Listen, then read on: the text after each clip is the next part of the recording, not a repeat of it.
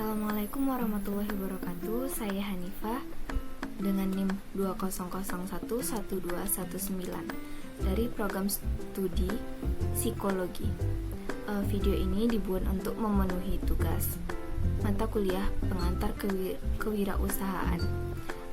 Baik materinya yaitu business plan. Business plan saya kali ini yaitu coffee shop. Saya menamakan coffee shop saya yaitu G Coffee.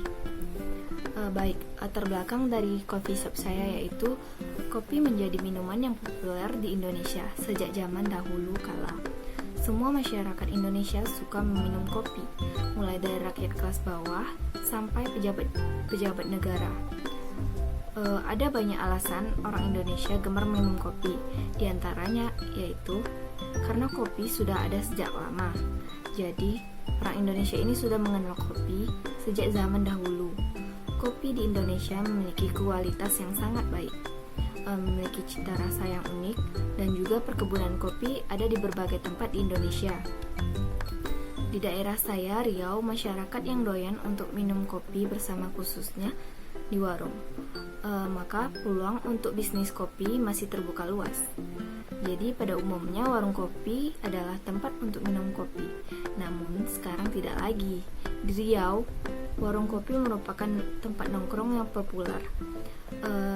Tempat untuk mengerjakan tugas, tempat untuk browsing internet, rapat atau diskusi kecil, negosiasi bisnis, dan tempat untuk bersantai sehari-hari. Konsep bisnis saya yaitu coffee shop aren. Merupakan konsep yang didasarkan pada minuman kopi yang berkualitas yang terbuat dari biji kopi pilihan dari dalam negeri. Coffee shop aren ini memiliki menu khusus yaitu kopi aren yang dibuat tanpa menggunakan gula. Coffee shop aren menawarkan minuman kopi yang enak dengan tempat yang nyaman dan memiliki berbagai fasilitas utama yang meningkatkan kenyamanan pelanggan. Coffee shop aren ini akan dibuka di Kota Pekanbaru. Coffee shop aren memiliki rencana panjang, yaitu menjadi warung atau kedai kopi yang terkemuka di Pekanbaru. Manajemen coffee shop aren ini menekankan bahwa membuka warung atau kedai kopi di area perkantoran utama atau di kampus sekolah masih sangat terbuka luas. Hal ini disebabkan minum kopi bersama adalah suatu kebutuhan masyarakat. Semua orang menyukai minuman dan suasana hangat di kedai kopi. Sekarang ini, minum kopi khususnya di warung kopi telah menjadi gaya hidup semua kalangan. Desain dari G Coffee ini dirancang dengan cozy atau interior yang hangat beserta perabotannya. Didesain dengan warna pastel pada setiap interiornya, baik dinding maupun perabotannya. Desainnya yang kekinian akan menambah daya tarik coffee shop ini. Untuk memenuhi kebutuhan pelanggannya, disediakan pula wifi dan internet akses. Selanjutnya yaitu kelayakan usaha dari berbagai aspek. Yang pertama yaitu aspek keuangan.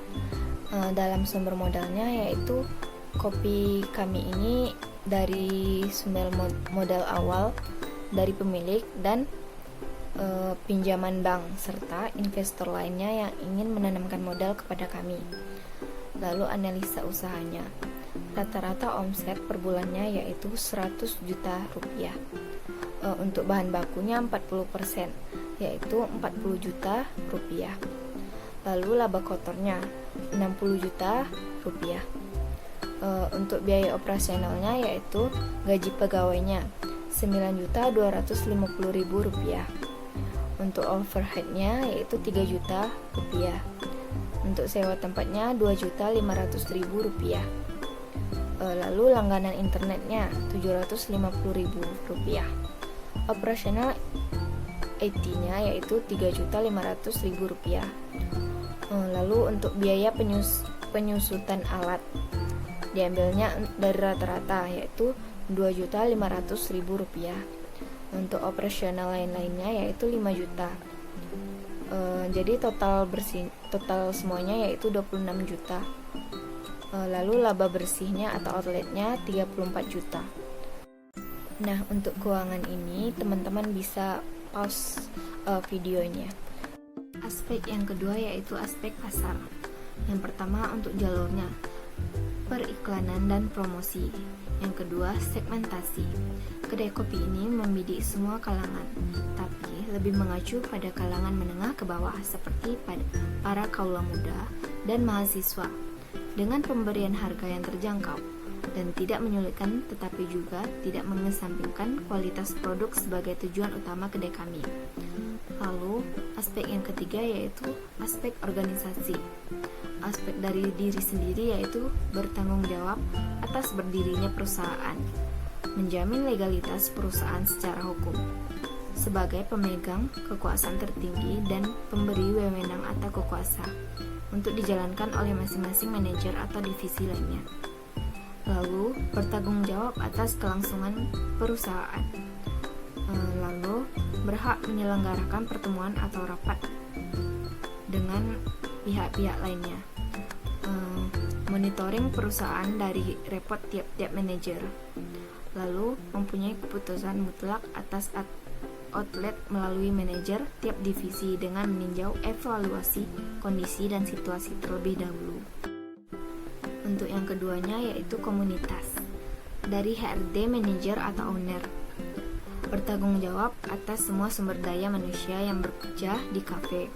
Bertanggung jawab atas perekrutan pegawai baru, merekrut dan menyeleksi karyawan baru, mengevaluasi kinerja karyawan.